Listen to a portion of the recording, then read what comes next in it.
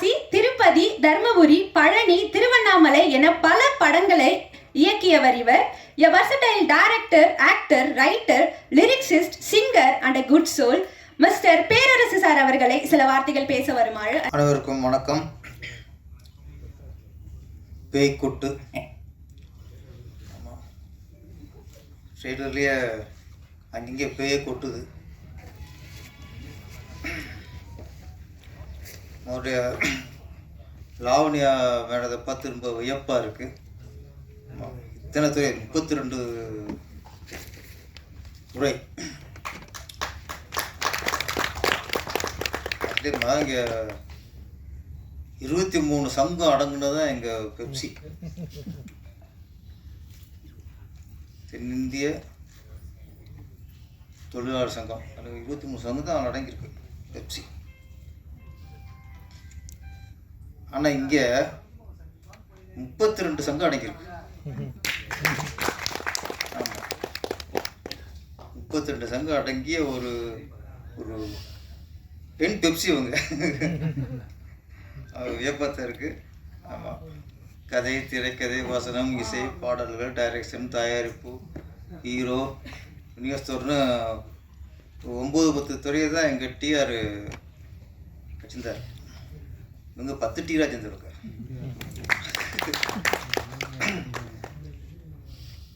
கதை, திரைக்கதை, வசனம், இசை, அவங்களே பாடல், இயக்கம், தயாரிப்பு, டிஸ்ட்ரிபியூஷன், டான்ஸ் மாஸ்டர், எடிட்டிங், எல்லாம் மாஸ்டர்.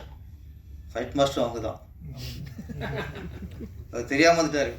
தெரிஞ்சிருந்தா சங்கத்தில் புகார் வந்துருப்பார். என்ன வாங்கி சங்கத்தில் உறுப்பினர்கள் இல்லையே, அப்படி பார்த்தா எல்லா சங்கமும் ஒரு மேலே புகார் அளிக்கணும்.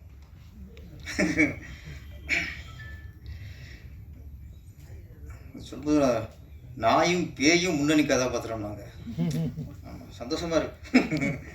ஆமாம், நாயும் பேயும். இந்த பேய்னா மனிதனுக்குள்ள இப்போ வந்து பேய் பிடிக்கும், பிடிச்சி ஆட்டம் போட வைக்கும். இப்போ ஏதாவது ஒரு ஆவியை பூந்து ஒரு ஆணையோ பெண்ணையோ அவங்க உடம்புக்குள்ள பூந்து ஆட வைக்கும். அதைத்தான் நம்ம பேயின்னு சொல்கிறோம். ஆக்சுவலாக அது மட்டும் பிடிக்கிறதில்ல, பல பேய் பிடிக்குது மனிதர்களை. முதல்ல பேராசை, அது ஒரு பேய். அது பிடிச்சி மனுஷங்களை ஆட்டி படைக்கும். ஆணவம், அது ஒரு பேய் தான். அதுவும் படர்களை பிடிச்சி ஆட்டி படைக்கும். பணம், பணப்பேய், ஏற்பட்ட பேய். காதலும் ஒரு பேய் தான். ஏன்னா சிலர் வந்து பாருங்க, லவ் பண்ண பொண்ணு மூஞ்சிலே ஆசிட்டு ஊற்றுவோம். அதுவும் பேய் தானே. காதல் அன்பாக இருந்தால், அவன் நியாயமாக இருந்தால் அதை கல்யாணம் பண்ணிக்குவான். இல்லைன்னா இங்கே இருந்தாலும் வாழுங்க பாடிட்டு போயிட்டு இருப்பான். ஆசிட்டு ஊற்றுறது, அப்புறம் லவ் பண்ண வந்து இன்னொரு கல்யாணம் பண்ண போகிறோன்னா வெட்டி கொள்வது, அது செய்தியை படிக்க முடியாது. அப்போ இன்றைக்கி காதலும் பெய்யாத்தான் இருக்கு, பாசமும் பெய்யாத்தான் இருக்கு. நிறைய பேய்கள் நம்மளை வாட்டி படைக்குது. அதுலேருந்து நம்ம வந்து எப்படி விடுபடணும். அதிகாரமும் ஒரு பேய் தான்.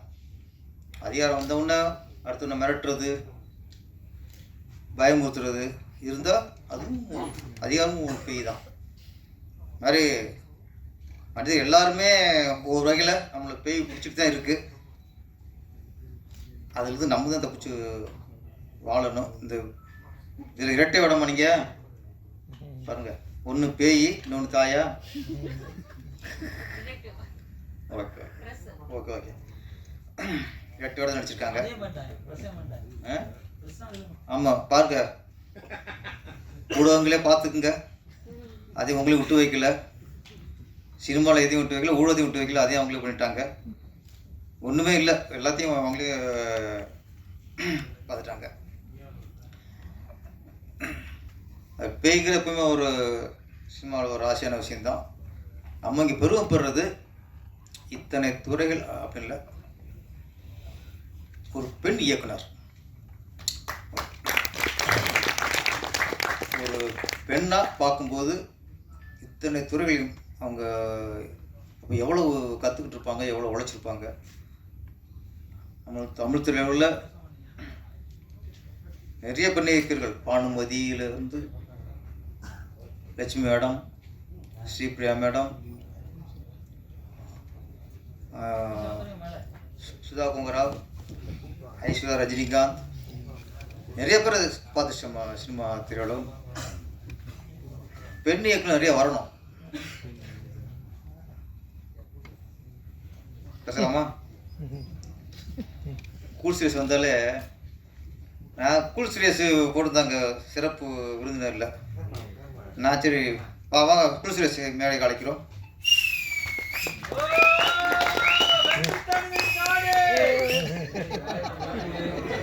இங்கே வாய கொஞ்சம் மூடுங்கிறாங்க. நான் சொல்ல இங்கே சொல்கிறாங்க. இந்த காடு எப்போ தண்ணினே தெரியல. அது 5-6 வருஷமா வந்து தெரிஞ்சது காடுங்குது. ஆமாம், தனிஞ்சிச்சு. ஓகே, நான் கூல் சீரியஸு கொஞ்சம் நான் பயந்துட்டே இருந்தேன். ஆனால் பயந்த மாதிரி இல்லை. பேய் கொட்டினோடனே இவர் பேய் சுதந்திர போகிறாரோ, பயம் சுதந்திர போகிறாரோ, என்னன்னா ஒரு ஆடியோ லான்ச்சுக்கும் அந்த டைட்டில் பொறுத்த மாதிரி வருவார். காட்டு வருஷம் வந்துடுவார், போராடினா போராடி வந்துடுவார். ஆமாம், லேடிஸ் கட்டோம்னா அது ஒரு கன்னிகளே தான் கன்னியாக வந்து உட்காந்துருவார். கன்னியாக அது மாதிரி எல்லா கட்டப்பும் வருவார். நான் பேய் கொட்டோன்னு பேய் வந்துடுவார். ஜாக்கிரதாங்க மாஸ்டர் வந்துட்டார். இன்னைக்கு இவரை காணாமன்ட்டு நான் திருவிழா இருந்தேன். திடீர்னு வந்து உள்ளே ஓடிற போகிறாருன்ட்டு. இன்னைக்கு ரொம்ப நல்லா டீசெண்டாக ஏன்னா ஹீரோ ஆகிட்டார். அப்போ ஹீரோ ஆகிறதுக்கு முன்னாடி பல கட்டத்தில் வந்தார். என்னைக்கு அவர் ஹீரோன்னு புக் பண்ணாங்களோ அன்னைக்கு ஜென்னுன் ஆகிட்டார். அப்படியே ஏன்னா அது இமேஜை காப்பாற்றணும்ல, அதானே கூல் சீரியஸ். ஏன்னா இவர் நம்பி ஒரு ப்ரொடியூஸ் பண்ணியிருக்காரு, டைரக்ஷன் ஒருத்தர் டைரக்ட் பண்ணிட்டாரு. அப்படிங்கும்போது ஹீரோ ஆனதுக்கப்புறம் இல்லை ஹீரோ ஆனதுக்கப்புறம் அந்த இமேஜை காப்பாற்றிக்கணும். நாளைக்கு அரசியலுக்கு வரணும், மக்கள் செல்வாக்கு பெறணும். ஆமாம் ஆமாம், அப்புறம் கூட்டணிலாம் அமைக்கணும். இதுதான் நான் என்னை வம்புல மாட்டு இல்லைங்களா, எல்லா மதத்தையும் கவரணும். அதனால் நிறைய பொறுப்பு வந்துச்சு. இப்போ அதனால் இவர் வந்து இப்போ வந்து ஹீரோவாக லட்சியமாக இருந்துச்சு. இப்போ ஹீரோ ஆகிட்டாரு. நீங்கள் லட்சியமே வேறு தான். கட்சி ஆரம்பிச்சிருக்கீங்களா நீங்கள்? சிஎஸ்கே என்ன முழுசு?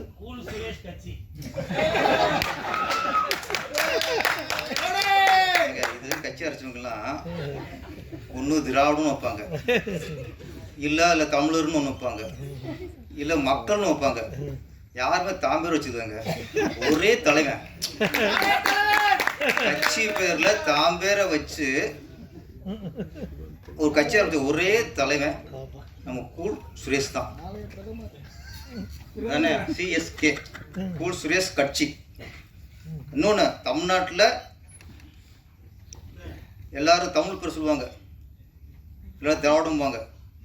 இவர் தான் அது இங்கிலீஷ் கற்று வச்சுருக்காருங்க.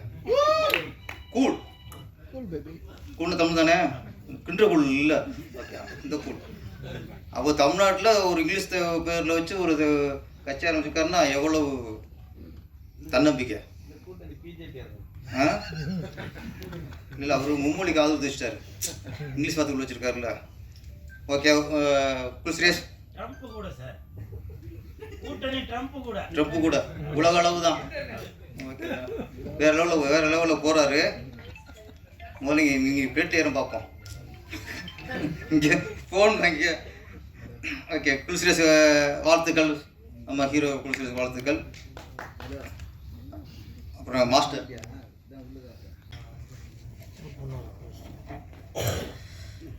அனைவருக்கும் வணக்கம். பேய்கொட்டு ஆமாம், ட்ரெய்லர்லேயே அங்கங்கே பேயை கொட்டுது. அவருடைய லாவணியா மேடத்தை பார்த்து ரொம்ப வியப்பாக இருக்குது. இத்தனை துறை 32 துறை. அதே மாதிரி இங்கே 23 சங்கம் அடங்குனதான் எங்கள் பெப்சி.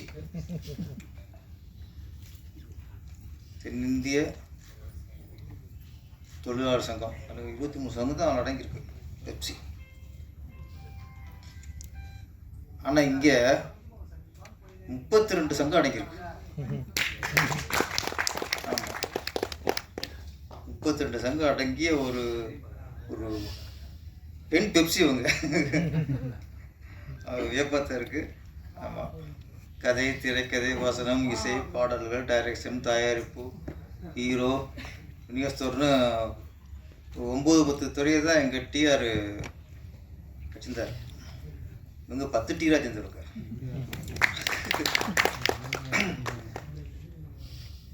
கதை, திரைக்கதை, வசனம், இசை, அவங்களே பாடல், இயக்கம், தயாரிப்பு, டிஸ்ட்ரிபியூஷன், டான்ஸ் மாஸ்டர், எடிட்டிங், எல்லாம். மாஸ்டர், ஃபைட் மாஸ்டர் அவங்க தான். அது தெரியாமல் வந்துட்டார்.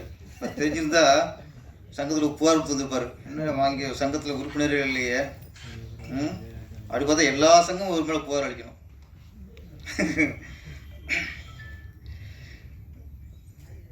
சொல்லும்போது நாயும் பேயும் முன்னணி கதாபாத்திரம் நாங்கள்.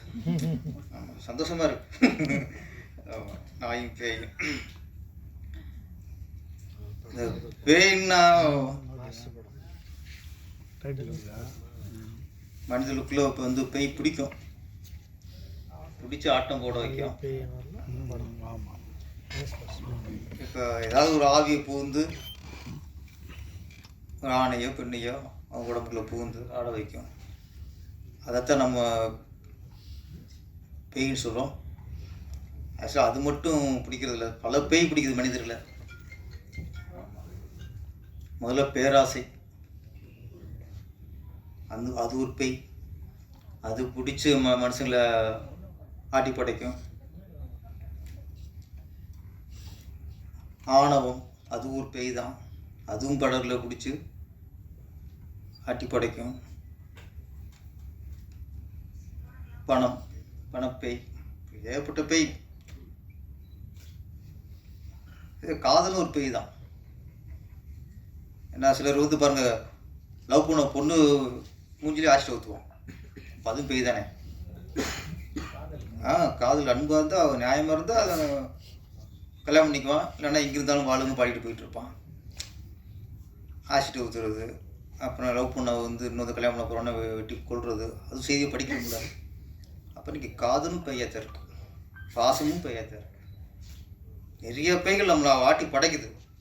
அதுலேருந்து நம்ம வந்து எப்படி விடுபடணும். அதிகாரமும் ஒரு பேய் தான்.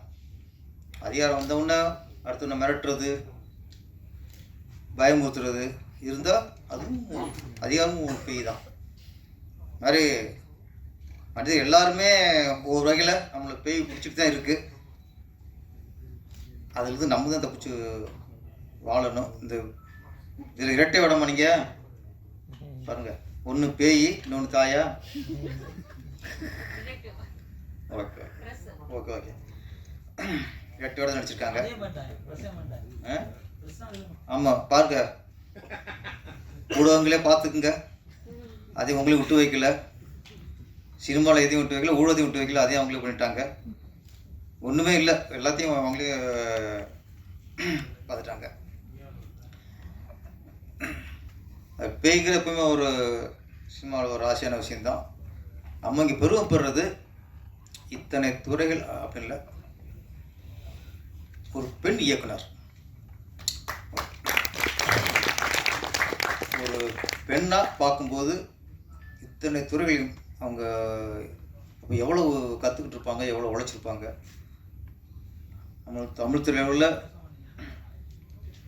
நிறைய பெண் இயக்குநர்கள், பானுமதியிலிருந்து லட்சுமி மேடம், ஸ்ரீபிரியா மேடம், சுதா கொங்கராவ், ஐஸ்வர்யா, ரஜினிகாந்த், நிறைய பேர் பார்த்து சினிமா திரையுலகம். பெண் இயக்குனர் நிறைய வரணும். பேசலாமா?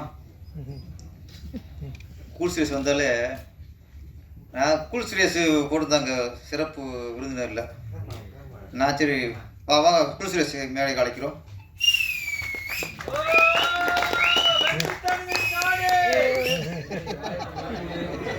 இங்கே வாய கொஞ்சம் மூடுங்கிறாங்க. நான் சொல்ல இங்கே சொல்கிறாங்க. இந்த காடு எப்போ தண்ணினே தெரியல. அது 5-6 வருஷமாக வந்து தெரிஞ்சது காடுங்குது. ஆமாம் தெளிஞ்சிடுச்சு. ஓகே.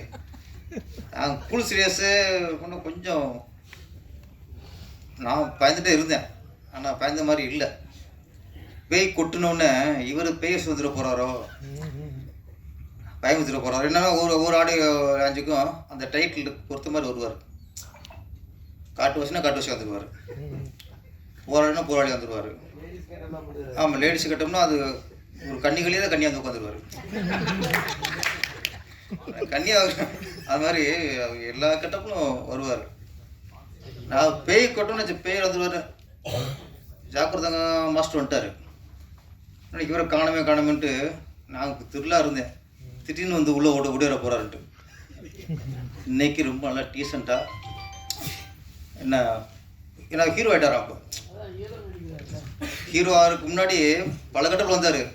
என்னைக்கு அவர் ஹீரோன்னு புக் பண்ணாங்களோ அன்னைக்கு ஜென்னுன் ஆகிட்டார். அப்படியே ஏன்னா அது இமேஜை காப்பாற்றணும்ல. அதானே கூல் சுரேஷ்.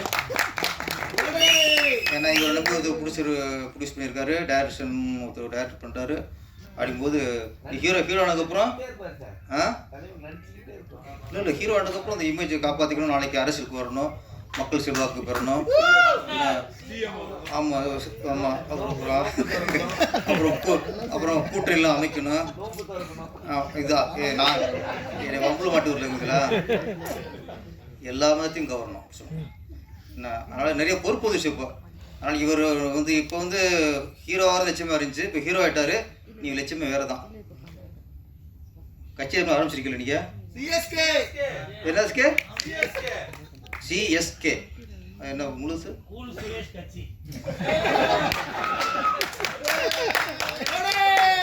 இது கட்சி அரசுங்கெல்லாம் ஒன்று திராவிடம்னு வைப்பாங்க, இல்லை தமிழர்னு ஒன்று வைப்பாங்க, இல்லை மக்கள்னு வைப்பாங்க. யாருமே தாம்பேர் வச்சுருக்காங்க. ஒரே தலைவன் கட்சி பேரில் தாம்பேரை வச்சு ஒரு கட்சி ஆரம்பிச்ச ஒரே தலைவன் நம்ம கூல் சுரேஷ் தான். தானே சிஎஸ்கே கூல் சுரேஷ் கட்சி. இன்னொன்று தமிழ்நாட்டில் எல்லாரும் தமிழ் பேர் சொல்லுவாங்க, எல்லாரும் திராவிடம்பாங்க. இவர் தான் அது இங்கிலீஷ் பார்த்து வச்சுருக்காருங்க. கூல் கூல்னு தமிழ் தானே, கின்ற கூல் இல்லை. ஓகே இந்த கூல். அப்போ தமிழ்நாட்டில் ஒரு இங்கிலீஷ் பேரில் வச்சு ஒரு கட்சி ஆரம்பிச்சிருக்காருன்னா எவ்வளவு தன்னம்பிக்கை. இல்லை அவர் மும்மொழிக்கு ஆதரவு தெரிச்சிட்டாரு. இங்கிலீஷ் பார்த்து வச்சுருக்காருல்ல. Okay cool Suresh. ட்ரம்ப் கூட உலக அளவு தான். ஓகே வேற லெவலில் போகிறாரு. முதல்ல நீங்கள் பிளேட் ஏறும் பார்ப்போம். இங்கே ஃபோன் வாங்கி. ஓகே கூல் சுரேஷ் வாழ்த்துக்கள். நம்ம ஹீரோ கூல் சுரேஷ் வாழ்த்துக்கள். அப்புறம் மாஸ்டர். ஆமாம் அவங்கள தான் சொல்கிறேன்.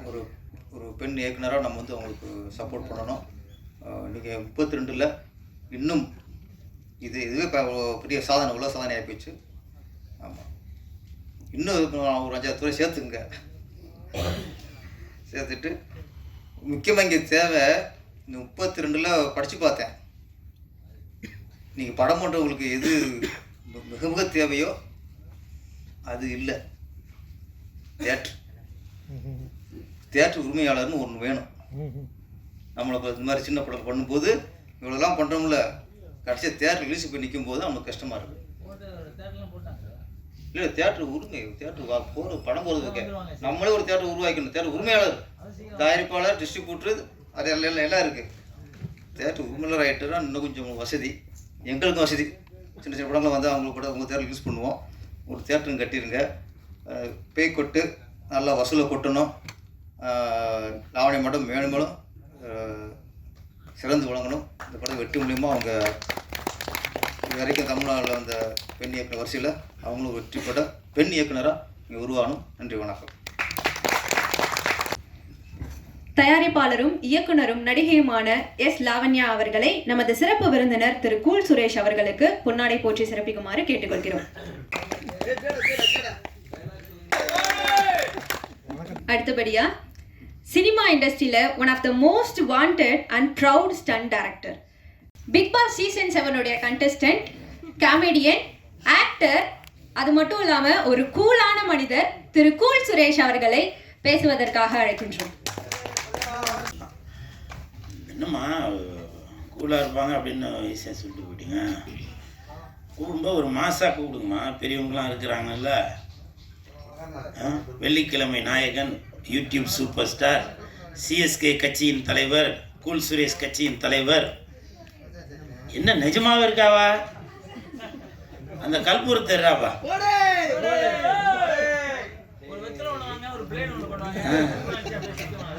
ஆமாம்.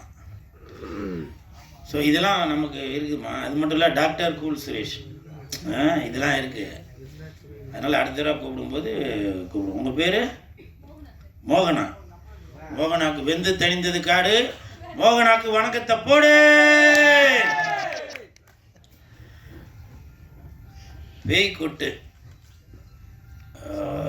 அந்த படத்தோட ஆடியோ ரிலீஸ்க்கு தான் நான் வந்திருக்கேன்.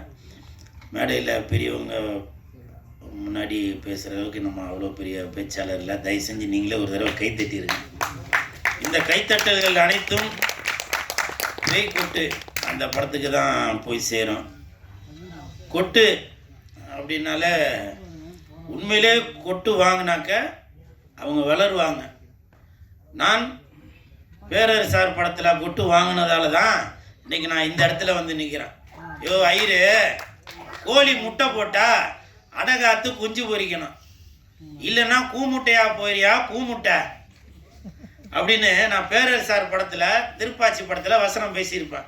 அப்போது நான் அங்கே அவர்கிட்ட கொட்டு வாங்கினதால தான் இன்னைக்கு பேரரசார் இருக்கிற மேடையிலேயே நின்று பேசுகிற அளவுக்கு நான் வளர்ந்துருக்கிறேன். இந்த படம் பேய்கொட்டு. காஞ்சிபுரம்னா பட்டு, இது பேய்கொட்டு. சாப்பிட தேவை தட்டு, இந்த படம் பேய்கொட்டு. இனிப்புனா லட்டு, இந்த படம் பேய்கொட்டு. இப்ப கைய தட்டு.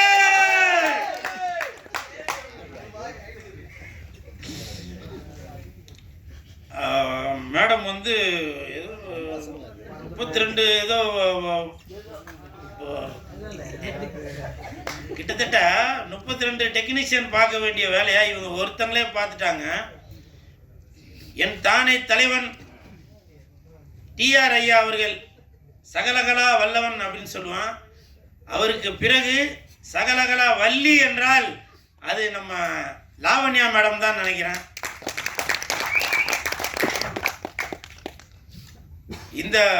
இந்த மாசத்துல மகளிர் தினம். இந்த மகளிர் தினம் இந்த மாசத்துல இந்த மேடம் இந்த மாதிரி எல்லா திறமையும் உள்ள 10 அவார்டு வாங்கியிருக்கதா சொன்னாங்க. எனக்கு தெரிஞ்சு 12 அவார்டு, 11வது அவார்டு நம்ம பேரரசார் அவர்கள் கொடுத்துருக்காங்க. இந்த கூல் சுரேஷ் கொடுக்குறேன். மேடம், இன்னும் நீங்கள் பல அவார்டு வாங்கிட்டே வரணும். இன்றைக்கி நான் மேடைக்காக சொல்லலை, உண்மையிலேயே நோபல் வேர்ல்டு ரெக்கார்டில் உங்களுக்கு நான் பரிந்துரை பண்ணி உங்களுக்கு நான் இந்த படத்துக்காக அவார்டு வாங்கி தரேன்.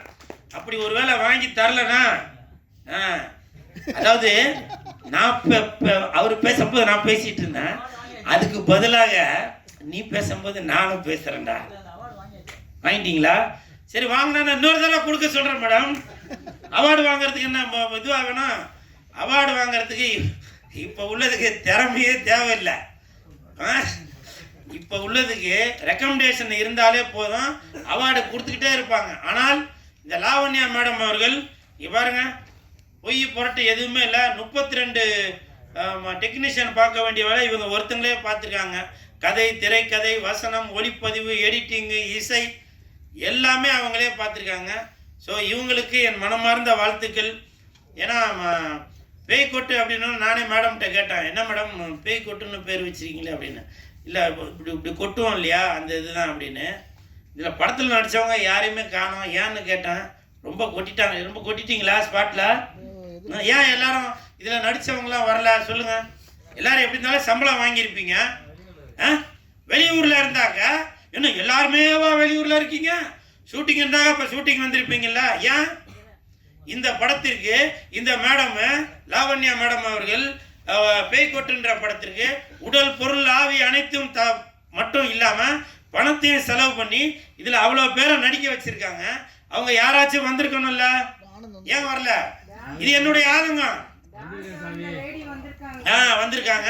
ஆனா போஸ்டர்ல போட்டிருக்கவங்க யாரையும் காணோம். அந்த நாய் வந்திருக்கா மேடம்? பின்னாடி ஒரு நாய் ஒண்ணு இருக்க, வெள்ளை கலர். அது பாத்தீங்களா? இந்த நாய் வந்ததால அந்த நாய் வர சொல்லலையா? அதான மேடம் சொல்றீங்க? இல்ல மேடம், பரவாயில்ல மேடம். இந்த நாய் நன்றி உள்ள நாய், இந்த நாய் பாசமான நாய். புரியுதுங்களா? இந்த படத்துல நடிக்காட்டியும் வாலாட்டிக்கிட்டு வந்திருக்க இந்த நாய் எப்பவுமே பாசமும் நேசமும் சினிமாவுக்காக உடல் பொருள் ஆவியும் அனைத்தையும் கொடுக்கறதா இந்த நாய். கூல் சுரேஷ் என்ற அந்த நாய். புரியுதுங்களா? கமெண்ட்ல இப்ப உங்களுக்கு க்ளூ கொடுத்துட்டேன்னு நினைக்கிறேன். இந்த நாய் எதுக்கு கத்தினா இருக்கிறான் அப்படின்னு, இல்லையா? பாத்தீங்களா? என்ன பிரீடா? நான் அதையும் சொல்றேன், அதையும் க்ளூ கொடுக்குறேன். டாபர்மேன் சந்தோஷமா?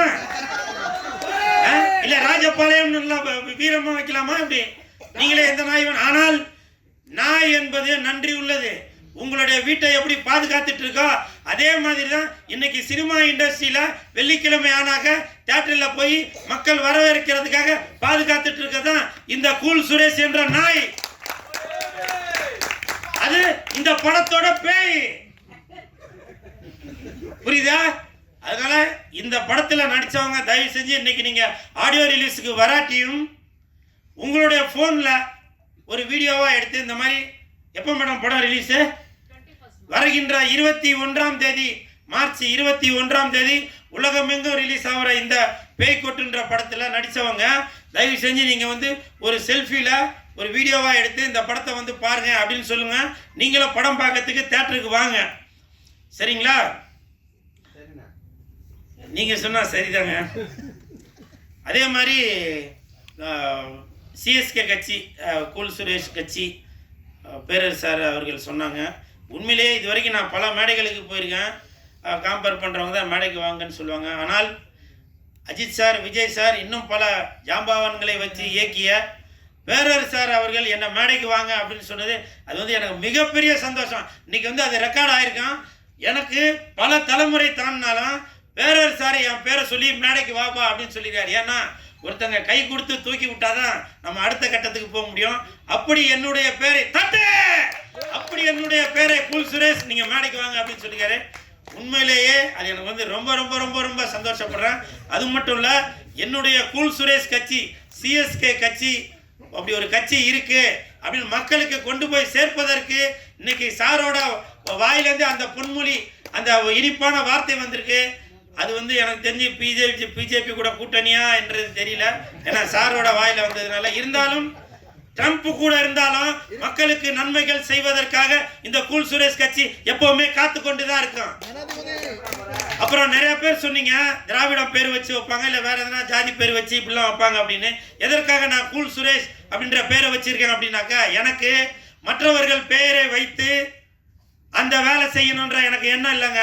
மக்களுக்கு உழைக்கிறதுக்காக தான் இந்த கூல் சுரேஷ் இருக்கிறேன். அதனாலதான் நாளைக்கு ஏதாவது ஒரு பிரச்சனை என்றாலும் கண்டிப்பாக இந்த கூல் சுரேஷ் தான் வந்து நிற்பேன். நீங்க ஒரு பேர் வச்சிருக்கீங்களே, இறந்தவங்க பேர் வச்சாலும் சரி, இல்ல இறக்காதவங்க பேர் வச்சிருந்தாலும் சரி, அவங்க கல்லறையில் வந்து நின்று உங்களுக்காக போராட போறது இல்ல. உடல் பொருள் ஆவி அனைத்தும் உள்ள இந்த கூல் சுரேஷ் வந்துதான் உங்களுக்காக போராட போறது. அதனாலதான் அடுத்தவங்க பேரை வச்சு நான் ஏமாத்த நினைக்கல. என்னுடைய பேரை கூல் சுரேஷ் என்ற பேரை, என் பேரை வைத்துதான் நான் இன்னைக்கு கட்சி ஆரம்பிச்சிருக்கேன். உங்களுக்கு விருப்பம் இருந்தால் இந்த கூல் சுரேஷ் கூட நீங்க கூட்டணி வைக்கலாம். இல்லையா, தனித்து நிக்கிறேன். கூல் சுரேஷ் தனிச்சு நிப்பேன். என் கூட பல கோடி பேர் இருக்கணும்ன்ற முக்கியம் இல்ல. நான் ஒருத்தர் இருந்தாலுமே எந்த இடத்துல நின்னாலும் அந்த இடத்துல கூட்டம் இருக்கும். கூல் சுரேஷ் இருக்கிற இடத்துல கூட்டம் இருக்கும், கூட்டம் இருக்கிற இடத்துல கூல் சுரேஷ் இருப்பான். கோட்டும் கோழி பிரியாணியும் கொடுத்து கட்சிக்கு சேர்க்கிற ஆள் இல்லை இந்த கூல் சுரேஷ். பல கோடிகளை வைத்து மாநாடு நடத்தி அந்த இடத்துல டிராஃபிக் ஜாம் பண்ணி மக்களை போக விடாம ஒரு ஒரு மருத்துவமனைக்கு போறவங்களோ இல்லை ஒரு ஹாஸ்பிட்டலுக்கு இல்லை ஒரு ஸ்கூலுக்கு போறவங்களோ இப்படி வயதானவங்களுக்கு டிஸ்டர்ப் பண்றதுக்காக நான் கட்சி நடத்தல. புரியுதுங்களா? தெரு தெருவா வந்து நிற்பேன். அதுதான் கூல் சுரேஷ். நான் பாட்டுக்கா கோடிக்கணக்கில் மக்களை சேர்த்து வச்சு நான் வந்து ஒரு செல்ஃபி எடுத்து அதை காமிச்சு இதை காமிச்சு பண்றதும் இல்லை இந்த கூல் சுரேஷ் கட்சி. புரியுதுங்களா? கூல் சுரேஷ் கட்சி என்பது உங்களுக்காகவே உழைப்பதற்காகவே உருவாக்கப்பட்டதுதான் இந்த கூல் சுரேஷ் கட்சி. 26ல பாருங்க, 2026ல பாருங்க, நீங்க என்ன நினைக்கிறீங்களோ அது நடக்கும். நான் இது சும்மா மேடைக்காக சொல்லல நானு. புரியுதுங்களா? என்ன சார் கேட்டீங்க? சார் நான் குல்லா போடுற ஆள் இல்ல சார். புரியுதுங்களா?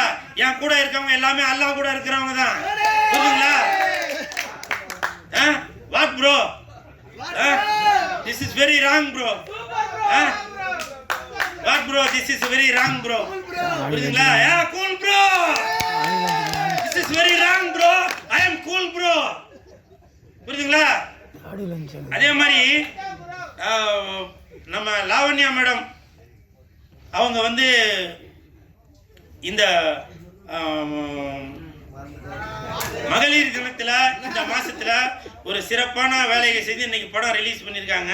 இப்ப சமீபத்தில் ஒரு வார காலமா பாத்தீங்கன்னாக்கா லேடி சூப்பர் ஸ்டார் அப்படின்னாக்க நம்ம நயன்தாரா மேடம் அப்படின்ற எல்லாருக்கும் தெரியும். இப்பவும் சொல்றாங்க, அவங்க வேண்டான்னு சொல்லியிருக்காங்க. இப்பவும் சொல்றேன், எப்படி தமிழ்நாட்டில் இந்தியை இங்கு வச்சு அழிக்க முடியாதோ, தமிழ்நாட்டில் இந்தியை இங்கு வச்சு அழிக்க முடியாதோ அதே மாதிரி தான் லேடி சூப்பர் ஸ்டார் என்றால் அது நயன்தாரா என்றால் அது லேடி சூப்பர் ஸ்டார். நீங்க எந்த இங்கு வச்சு அழிக்க முடியாது, எந்த இங்கு ரப்பர் வச்சும் அழிக்க முடியாது. தமிழ், தெலுங்கு, மலையாளம், ஹிந்தி வரைக்கும் போயிட்டாங்க லேடி சூப்பர் ஸ்டார் நம்ம நயன்தாரா அவர்கள். அதனால lady super star Nayanthara is equal to Tamil Nadu. இதுல எந்த மாற்று கருத்துமே இல்லை. அதனால இனிமேல் லேடி சூப்பர் ஸ்டார் என்றால் அது நயன்தாரா என்றால் அது லேடி சூப்பர் ஸ்டார். அதே மாதிரி என்ன sir? What bro? I am cool bro. This is very wrong bro.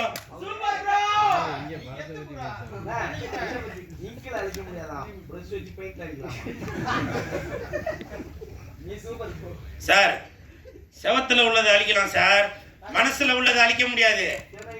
புரியுதுங்களா?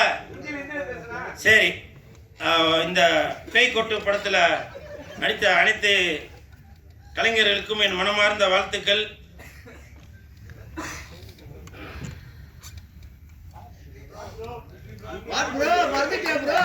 இல்ல ப்ரோ, பேப்பர் காலி ப்ரோ, பேப்பர் காலி. 26ல ஐயா ஜாலி தட்டு. தேங்க்யூ.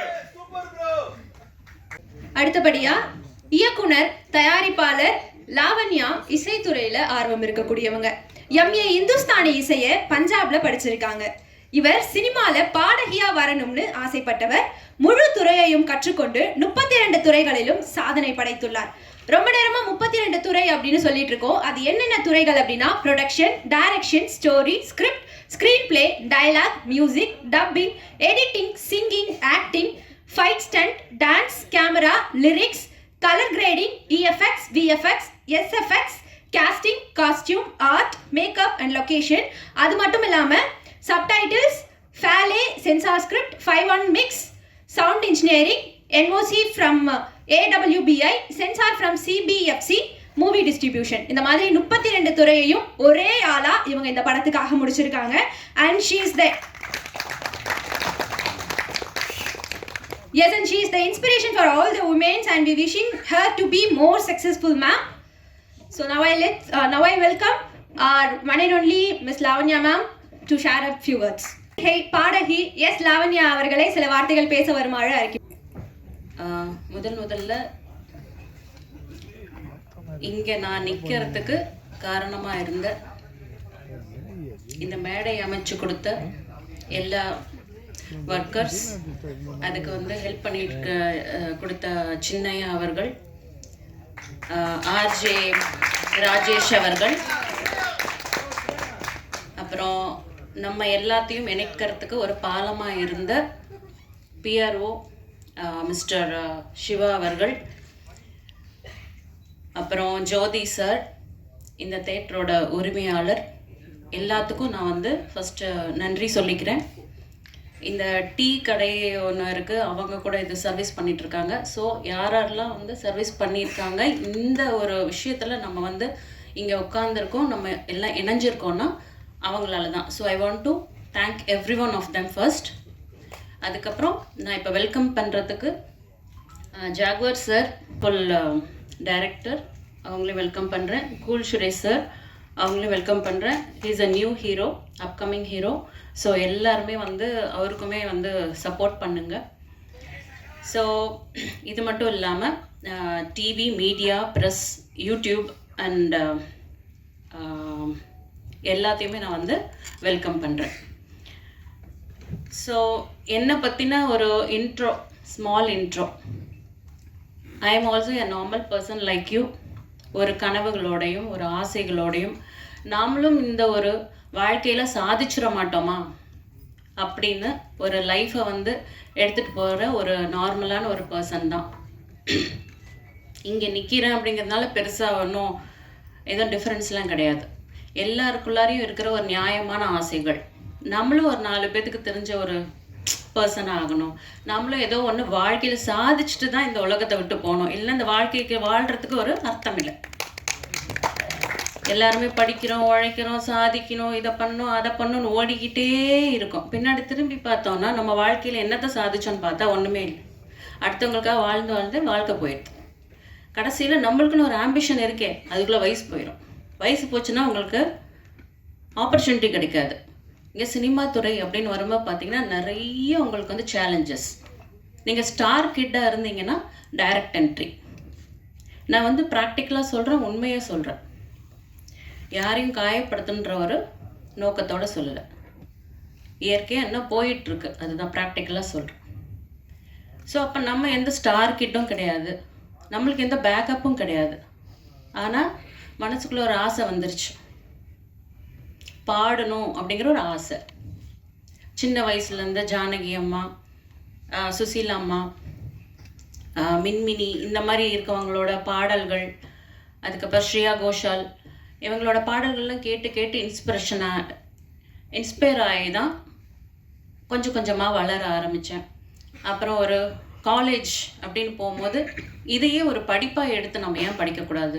எங்கே போனாலும் ப்ரைஸ் வாங்குகிறேன், எல்லாரும் பாராட்டுறாங்க, அவங்க சொல்லும் போது தான் நம்மளுக்குள்ள ஒரு திறமை இருக்குது போல இருக்குது அப்படின்னு தெரிஞ்சது. ஸோ நம்மளுக்கு ஒரு திறமை இருக்குன்னு புரியறது கூட அடுத்தவங்க சொல்லும் போது தான் நம்மளுக்கு தெரியுது. அந்த நிலையில தான் நம்ம இருந்தோம். ஸோ இது எல்லாம் முடிச்சு, காலேஜெல்லாம் முடிச்சு, நம்மளோட வயசு வாலிபம் எல்லாம் ஒரு 20-25 அப்படி வரும்போது, சரி இண்டஸ்ட்ரிக்குள்ளார வரும்போது தெர் ஆர் சம் என்ன சொல்கிறது சேலஞ்சஸ். என்னை பொறுத்த அளவுக்கு எந்த சேலஞ்ச் கொடுத்தாலும் அதை நான் வந்து செய்யறதுக்கு நான் ரெடியாக இருக்கேன். பட் அந்த டிமாண்ட்ஸ் ஒரு நியாயம் உள்ள ஒரு விஷயங்களாக இருந்தால் நம்ம செய்யலாம், நியாயம் இல்லாத விஷயங்கள் நம்ம செய்ய முடியாது. நான் மேடைக்காக நான் பேசலை, நம்ம மனசில் இருக்க எல்லாருடைய ஆதங்கத்தையும் நான் வந்து இப்போ நான் பேசிகிட்டு இருக்கேன், வேறு எதுவுமே கிடையாது. இங்கே யாரையும் நான் காயப்படுத்தலை. ஸோ தவறாக யாரும் நினச்சிக்காதீங்க. இப்போ நம்ம வந்து ஒரு இடத்துல நம்ம போகிறோம், ஒரு ஆப்பர்ச்சுனிட்டின்னு சொல்லி கேட்டால் அந்த ஆப்பர்ச்சுனிட்டி வந்து நியாயமாக கிடைக்குதா? கிடைக்கிறது இல்லை. திறமைக்கு கிடைக்குதா? கிடைக்கிறது கிடையாது. ஆனால் இது வந்து எல்லா சினிமா துறையில் இருக்கவங்களையும் நம்ம குறை சொல்லிட முடியாது.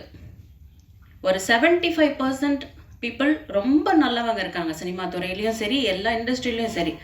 இந்த ஒரு 25% இருக்காங்க இல்லைங்களா, அவங்க பண்ணுற சின்ன சின்ன தவறுகள் இந்த 75% பீப்புளையுமே அது அஃபெக்ட் ஆகுது. ஒரு இமேஜ் வந்து ஒரு பேட் இமேஜ் கொடுக்குது.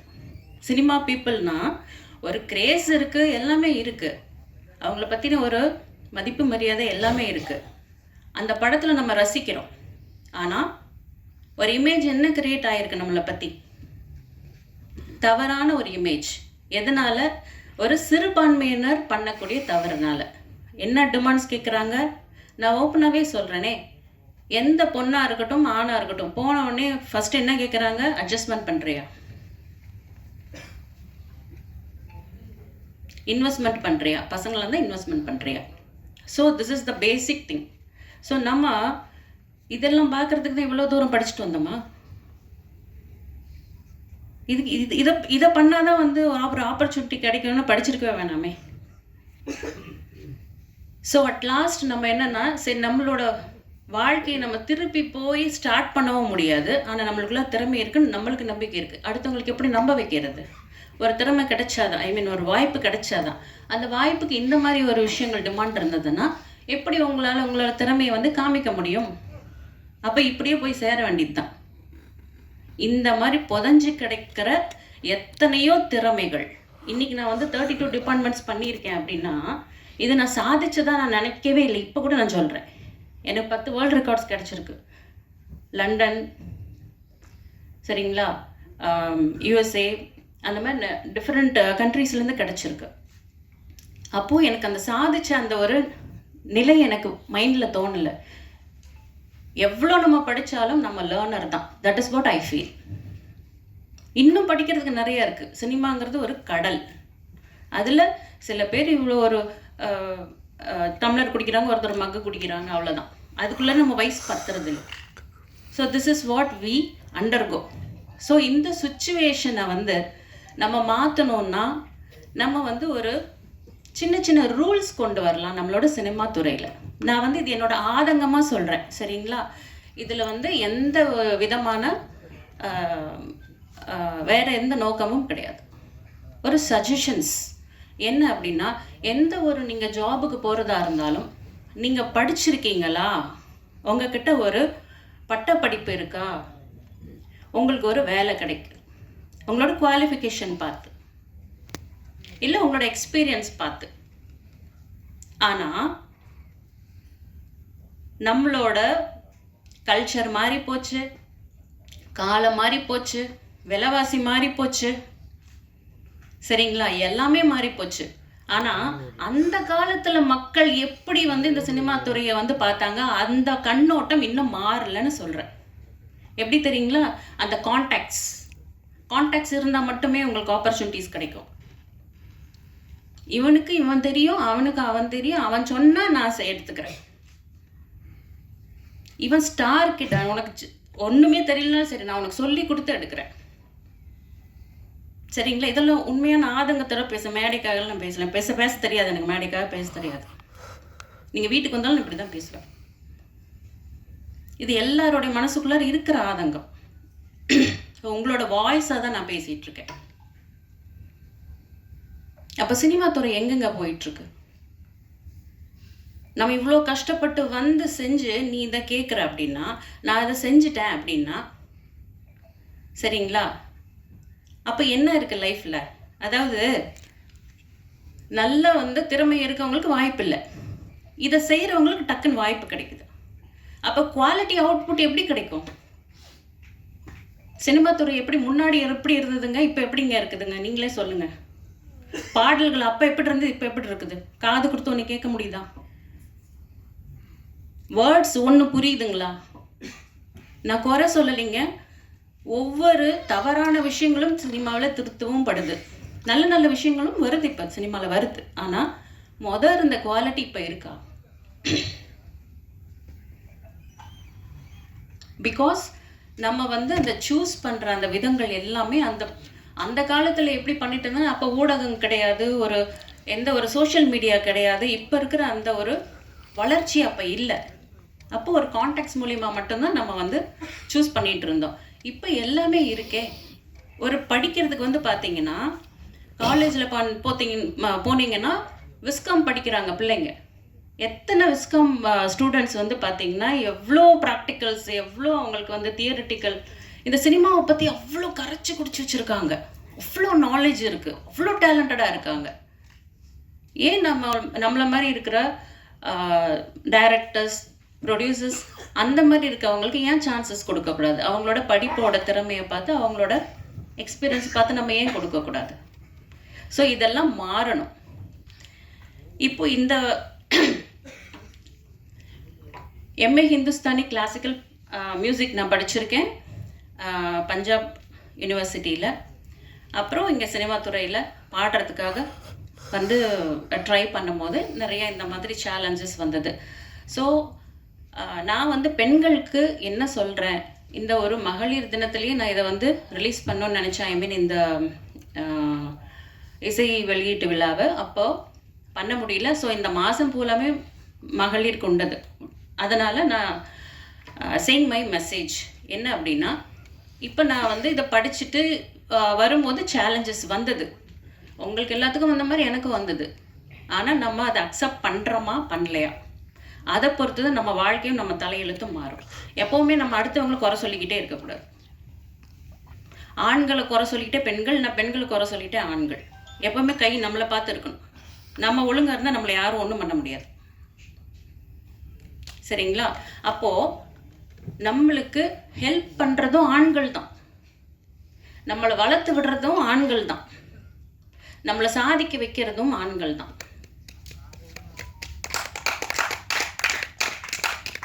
நம்ம ஒரு இடத்துக்கு வந்ததுக்கப்புறம் நம்ம வீட்டில் இருக்கிற அப்பா அம்மா இல்லை கணவன் இல்லை ஒரு பாய் ஃப்ரெண்ட் இல்லை ஃப்ரெண்டு, இவங்களும் நம்மளை பார்த்து சந்தோஷப்படுறதுக்கும் ஆள் இருக்கு, ஒரு சகோதரன் எல்லாமே.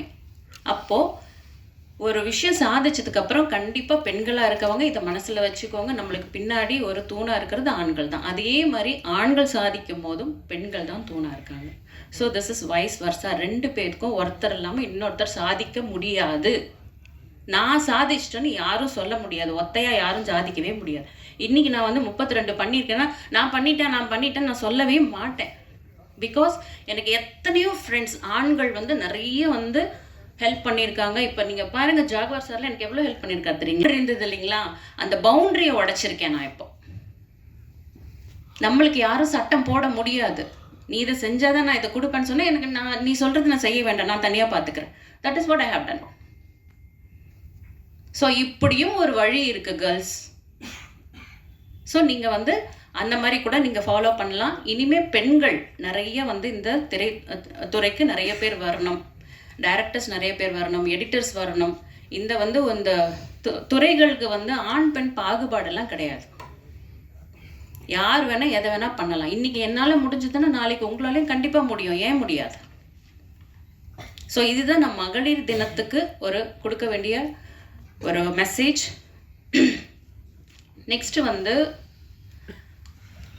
3356 மூவிஸ் இன்னும் ரிலீஸ் ஆகாமல் இருக்கு.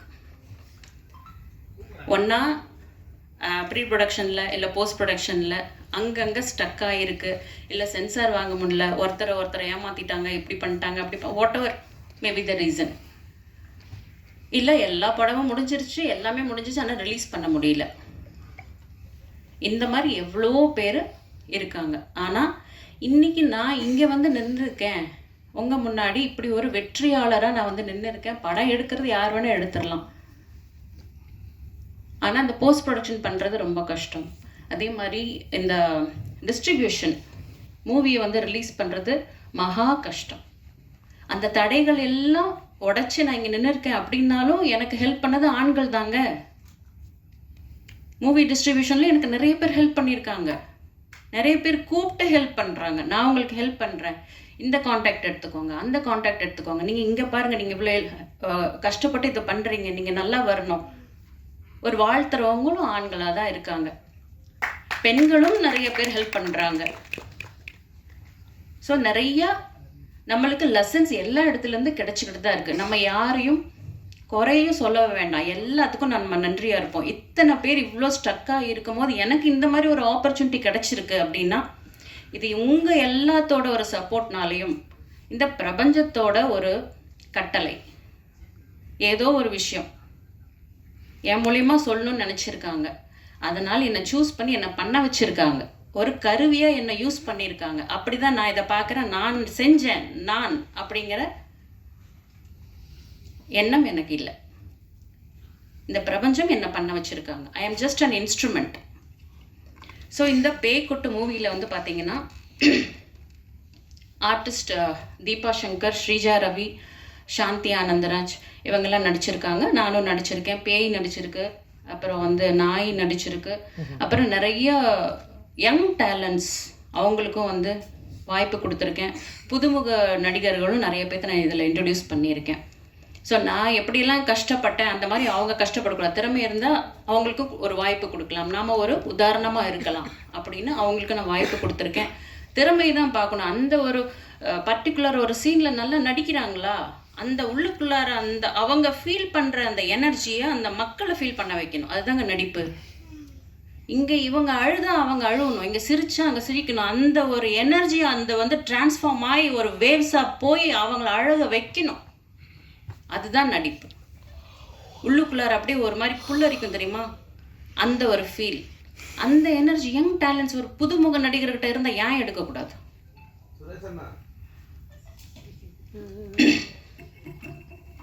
ஸோ அது மாதிரி புதுமுக நடிகர்களுக்கும் இதில் வந்து சான்ஸ் கொடுத்துருக்கேன். அப்புறம் இந்த படத்தை வந்து எடுக்கும் போது நிறைய சேலஞ்சஸ் இருந்தது.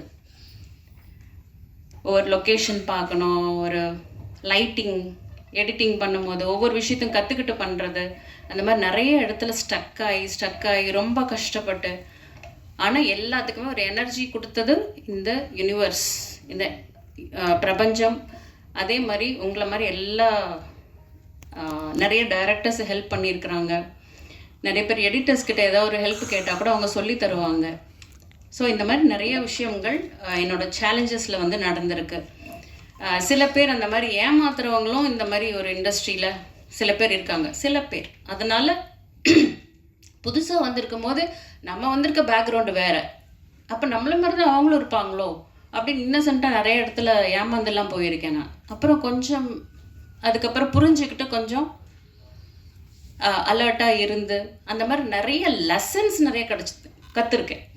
32 டிபார்ட்மெண்ட்ஸ் பண்ணேன் அப்படிங்கிறத விட இதை வச்சு நான் கற்றுக்கிட்ட விஷயங்கள் நிறைய இருக்குது.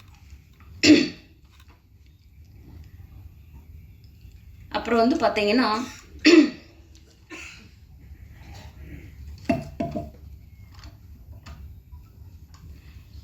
இப்போ நம்ம இண்டஸ்ட்ரியில் வந்து பார்த்தீங்கன்னா நம்மளா நினச்சி நம்ம மாறணும் அப்படின்னு நம்ம நினச்சாலோலிய ஒரு விஷயத்த நம்ம மாற்ற முடியாது.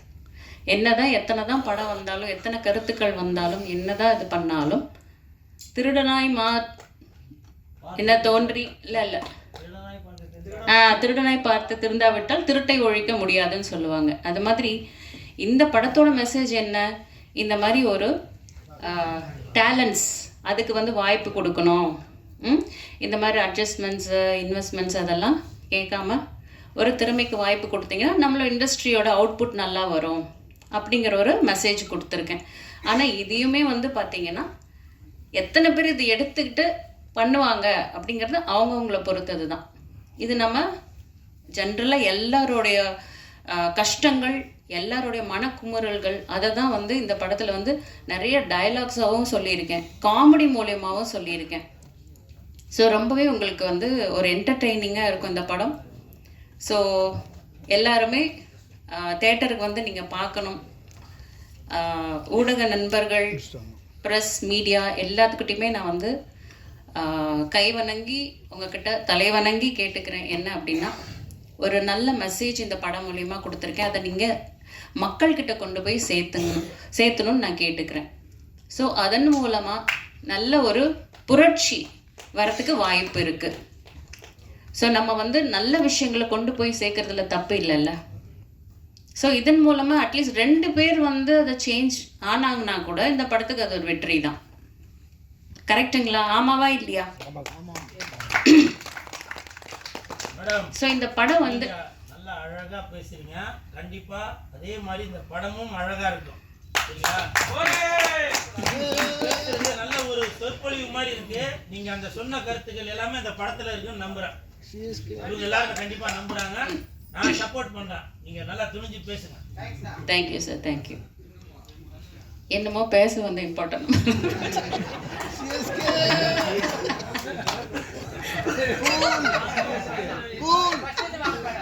ஃபர்ஸ்ட்ல எல்லா கோட்டை